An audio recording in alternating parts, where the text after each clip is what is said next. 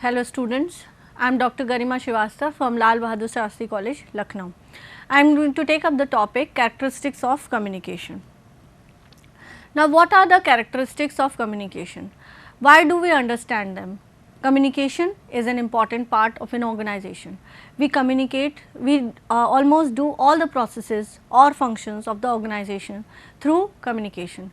That means all the departments are interrelated, all the departments communicate with each other. When we talk about IT department, when we talk about marketing, finance or HR department, they need to interact with each other. Now, this interaction between different departments and interaction between different people in the organization is a formal kind of communication, and without which an organization cannot run. So, several researchers have stressed upon the importance of communication once feeling effectively. That means we need to communicate what the organization needs from the people in the organization to each other. This is an important part to a social structure as breathing is to life. That means it is a backbone, it serves as a backbone or it plays a key role in the organization. Hence, we have to understand the various properties or characteristics that must qualify our communicating activity and processes. Now, it is always related to the processes, to the activities, to the functions of the organization, where without communication we will not be able to run effective processes in the organization.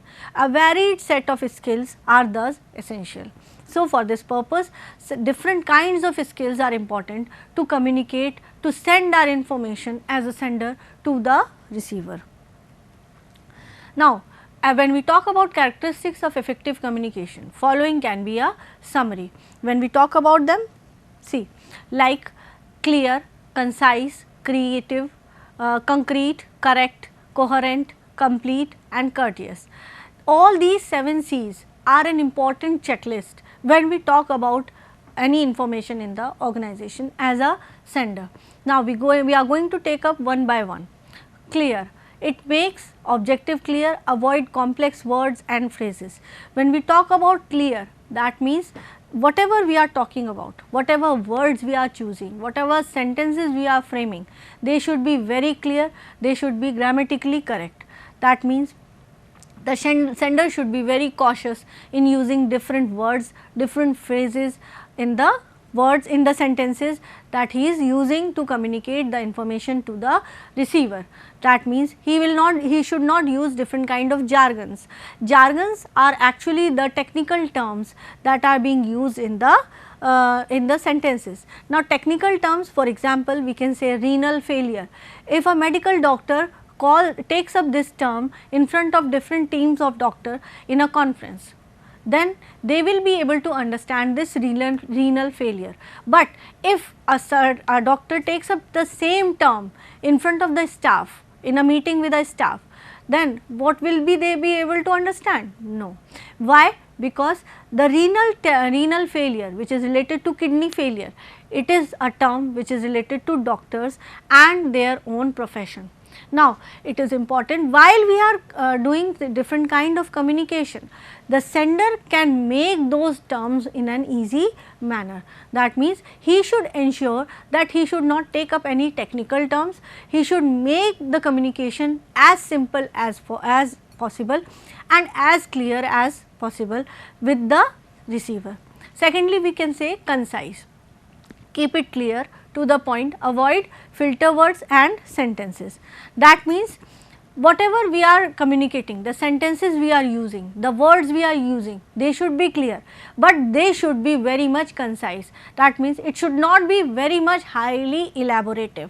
Whatever we are speaking, whatever we are telling, it should be to the point, but that to the point should be complete in itself. That means if it requires 4 sentences to explain, you should give 4 sentences, not 10. Now, if we give 10 sentences in comparison to 4, it will be highly elaborative and maybe the meaning of that particular information changes. So, the concise word is specific, because when we are telling, we are giving any kind of information to the receiver, it should be very clear, it should be to the point. Extra information, sometimes when we are not concise in our information, we are giving extra information to the receiver. Now, this extra information if given to the receiver, he may get confused or he may disseminate the information in a very different manner. Thirdly, we can say be specific, not vague. Use facts, figures to support your message. That means concrete. Now, concrete means whenever we talk about certain figures, whenever we talk about certain percentages, it should be very specific. It should be based on data, and if possible, you should base it with the help of some kind of figures that can be given in a written form. No kind of vague information should be given to the receiver. So, like if we are saying that the sale of certain good has increased by 10% in last 3 months. So, now this 10% should come from the calculation of the sale of last 3 months. So, if a team of marketing people are sitting in front of you, they can be given the data of last 3 months, or at least they can be given certain kind of pamphlets which supports it, that whatever 10% figure you are giving is coming from that data that they are handling. So, you should not give any kind of vague figure or a fact to the people who are listening your information. It should be very specific, it should always be based on facts, it should be always be based on figures, data collected by different departments. Now, when we talk about concrete, it is always related to correct. That means, whenever our information is concrete, it will always be correct. Always a data based information, always a fact based information will be correct. That means, whatever calculations you are doing, suppose you are regressing, you are using regression lines, you are using any kind of tests, t tests, z tests. If you are doing it on certain kind of data which is genuine data, so it will always be correct. Try to avoid typos. Use correct fact and figures, use right levels of languages. That means, suppose we are using certain kind of data which says greater than or equal to. Now, greater than or equal to and greater than and equal to, there is a difference between or and. You need to explain them separately when you are telling them about this particular figure. So, that means, whenever you are starting to give your information in the form of any kind of data, you need to give correct information, plus you will emphasize as a sender, you will emphasize on that particular, you will point on that particular pointers or data where you think that there can be a confusion. Now, through this data you will be able to interpret the information in a better manner. So, while explaining your information, you should always focus on the points where the sender could lose the information, or sender could get disturbed or could get confused from your data. Now, coherent. Coherent means, does your message make sense? Ensure it follows logically, avoid covering too much. That means, ensure it follows logically, avoid covering too much. That means, if you are talking about any kind of information, it should be concrete, it should be correct, it should be to the point. That means, if you are talking about any kind of information, it should stick to that particular purpose or that objective that you have started off your communication with. That means, you have to take all the 7 C's.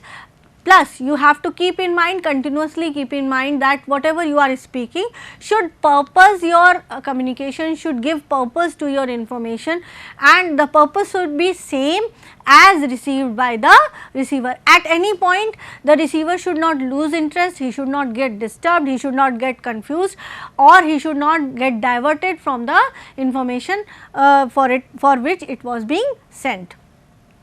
It should remain stick with the same purpose as is what being intended. Then, complete. Does the message contain everything it needs to? Includes all call to action. That means whenever you are giving an information, suppose you are giving an information about a policy. Now as a sender, it is the responsibility of the sender that he explains this policy, plus he also gives pros and cons of this policy, plus he can give all the other kind of information also what he thinks fit to give to the people, so that they understand this policy in a better manner in the organization. Suppose there is an increment in TA of people in the organization by 10%. Now this 10% increment in the DA of the people in the organization has to be explained by any of the HR person. Now it is possible that this 10% increment is not applicable to all of the employees. If we divide the employees into different levels, say class 3, class 4, class 2, class 1. So does not mean that everyone would get 10% of increment, and maybe everyone would get. Now this particular thing has to be told by the HR person.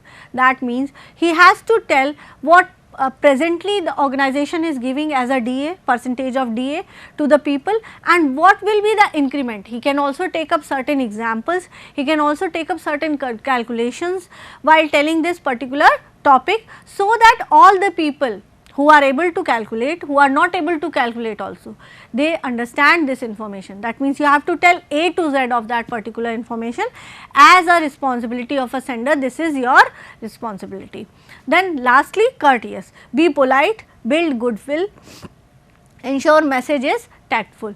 This is the very important part, though it is given at the last. The sender should not be rude, he should be very polite while giving the information. He should be very cooperative with the people with whom he is going to share. So to develop this cooperation, eye to eye contact can be there, he can ask different problems one to one person. Then by doing so, welcoming people, welcoming their suggestion, while doing so he will build a goodwill between the people to whom he is catering the information. Now once this goodwill is created between the listener will cooperate, he will try to understand the sender of the information to the most of the extent. So in that case, the intended information will reach in the same manner as it was being sent by the receiver. So now these were the 7 C's, those were the characteristics of effective communication. Nowadays 3 more important factors have been added: listening for understanding, focus and attention, emotional awareness. Now the very first one, clear. The primary character of any spoken or written form of transmission of information should be to state the message very clearly. There are several ways to do it. For example, the sentences should be short and simple. We should prefer active voice over the passive voice. If we have to convey several messages, then it is conveniently done to state in a separate bulleted forms. Now we can take up different bulleted points to tell the information in a more precise and clear manner. Paragraphs are more difficult to understand, but points are very easy to understand. So you as a sender can divide the message into different important points and then deliver the message. Secondly, concise. Time is essential parameter in communication. The normal attention span is just a few minutes long. If you present your message in a clear and beautiful manner which is very long, the crux of the report or message may be lost altogether. So whenever we talk about the listener, the time for which he is more attentive is very short. So in a lecture of 2 hours, the listener will only be attentive for say 5 minutes, then again 10 minutes, then 5 minutes, then again 10 minutes, and his interest is lost. So it is very important that you keep pace with time, you try to tell everything, every message within time to the listener, so that he does not get bored and he collects all the information that you are trying to tell that person. Then concrete. Whatever message or information or data is present in your communique, it should be well footed. It should be footed. It should well footed means it should be based on some or the other data. That means it should not be haphazard. It should not be vague. It should not be in clouds. Everything you are saying should be given somewhere in an authentical manner. Your argument should be should have data that suitably backs it up. A tangible argument is always easy to understand. Then comes the fourth point, that is coherent. When you are presenting your communique, you need to be coherent. That means you need to understand what goes where and what comes when. The key to a coherent write up is a well planned, logical, sequential presentation of the information. That means whatever points you are taking up, they should be in a sequential manner. Now sequential manner means, suppose you have 10 points. Now if you are going to start up from the 8th point and then coming down to the second and then the first and fourth and then fifth, the listener will not be able to understand what you are going to tell. So whenever we are going to give any kind of information, it should be serving the purpose, it should stick to the purpose, plus it should be given in a very planned, logical and sequential manner. The main idea should be differentiable and they should follow each other in a way that is derivative of some rules. Courteous. We all know that business communication should have some degree of formal flavor. The presenter should try his best to be honest, respectful, considerate, open and polite with the receiver in the information. The message, when supplemented with proper care and kindness, will definitely find an audience. So, to attract an audience and keep the audience with you all the time throughout your lecture or throughout your information, you need to be very polite with them, you need to be interactive, respectful, considerate with them. So, if you are doing so, the audience will be cooperative with you, they will listen to you very attentively, and whatever information you are giving as a sender will be received in a very proper manner as you were intending. A rude presenter will have no audience even if the message he delivers is perfectly effective and important. So, in contrast, if we see a rude presenter, a rude presenter can be a person who points out to the listeners, who gives different kinds of comments throughout his lectures. Now, this will always disturb the listener. The listener may become resistant, he may become opposite to your sender. So, for that purpose it is necessary that you remain a polite presenter. Offensive words can put off certain factions of people. Now, offensive words means while giving your information, you are pointing out to some religion, you are pointing out to some dresses, or you are pointing out to some person's habit. All these things are offensive when giving an information. Now, these offensive things often make your receiver against you. You should take care not to be a racist or any other bad influence on the audience. Now, listening for understanding. Communication does not only mean presenting or generating information, it also means to receive. That means only sender's responsibility is not enough. As a listener, receiver also has his own responsibility. That means he has to listen, he has to cooperate with the sender. Now, if the sender is polite, the listener should also be polite, the listener should not be rude. The same thing goes with the listener. An effective communication channel must have a transducer and a receiver.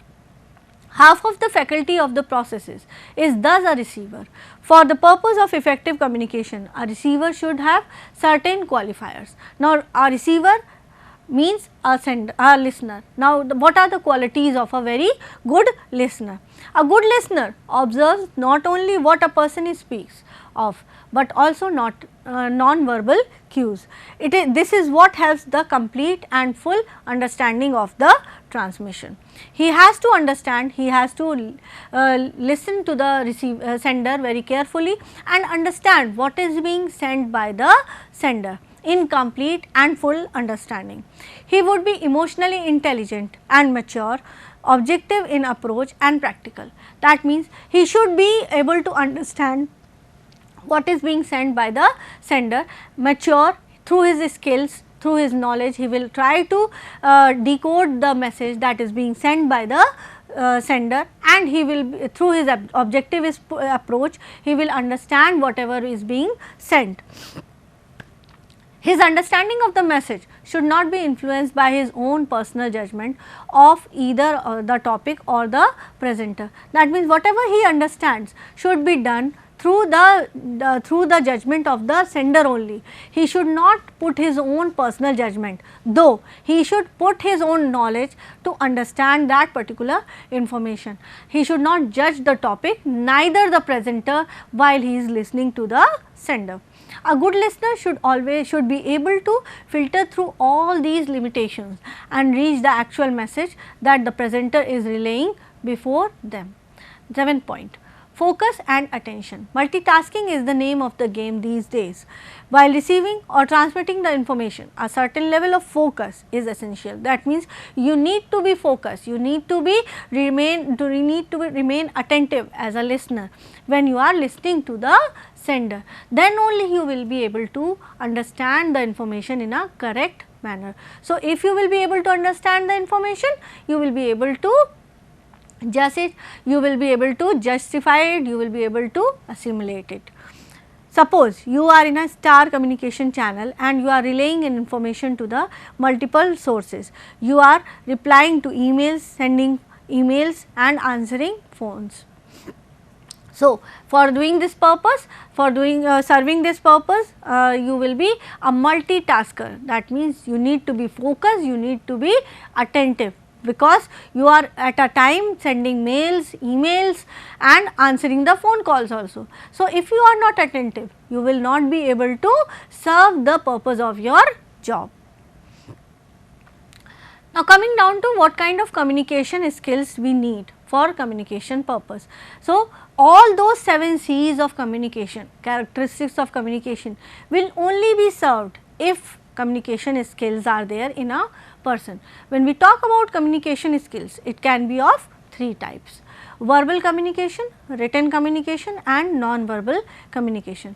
Now, verbal communication, in which you listen to a person and understand their meaning. Now, whatever we have talked about is all the verbal communication. That means, we have a sender will always encode a message. He will encode this message through conceptualization of the information he wants to send. That means, a sender will conceptualize the message, the information he wants to send, and he will choose a right medium, a right channel through which he will send this information.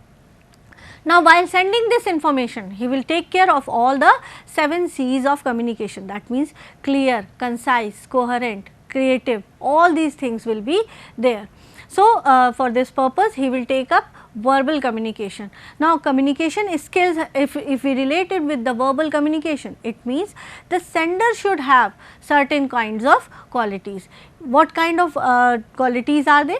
The sender should use different sentences. He should use short and simple sentences. He should avoid jargons, he should avoid technical terms, he should avoid tough words, difficult words which are which the receiver are not able to understand. Though if he is not able to convert this technical term in the easy language, then he needs to explain this technical term to his audience.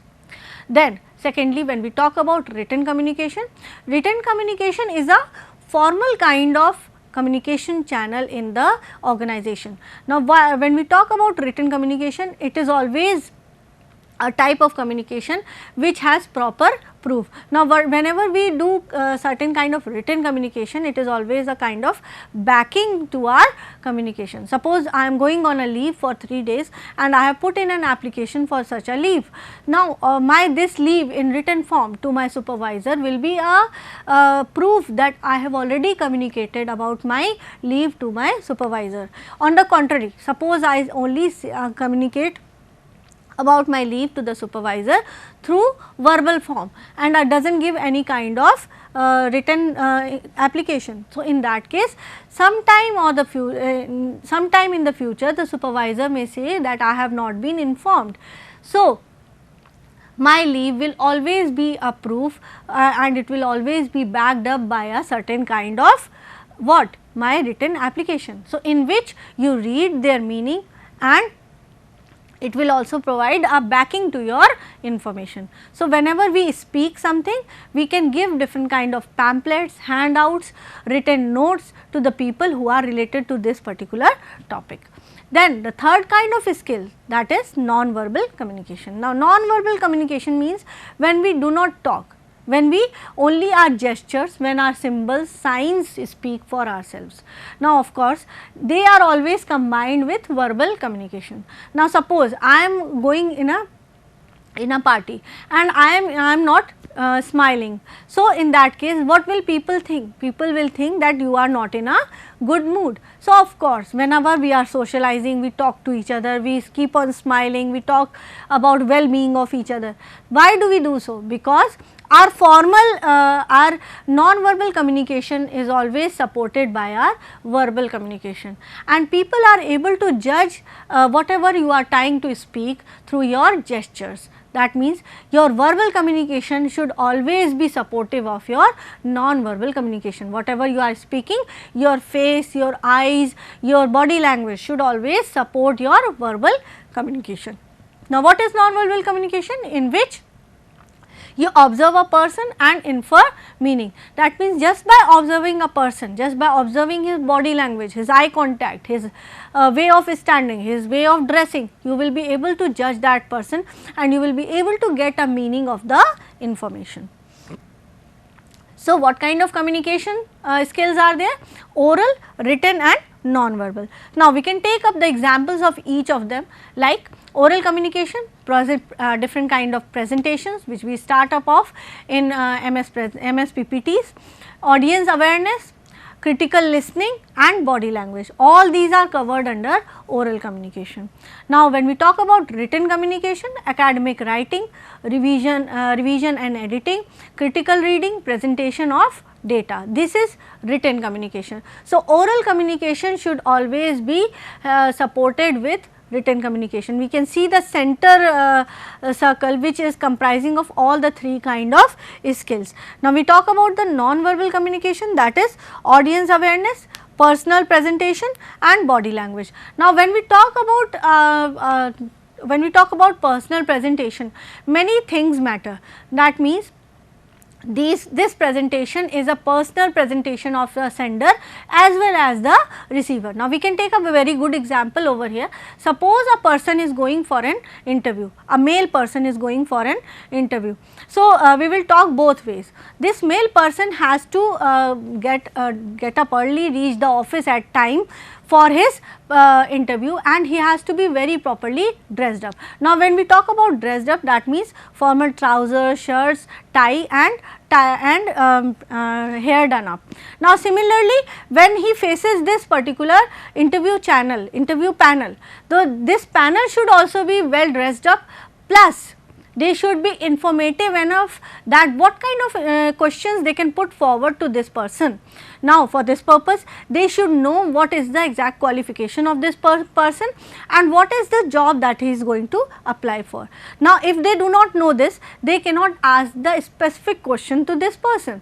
So, all this come in the communication skills. Whenever we talk about the sender and the receiver, both should do their homework first. That means, if I am going to give a kind of information as a sender, I will collect all the information about my information, I will collect all the points about my information that is to be given. Similarly, a listener should take up all the points that are being given by the sender. Thank you.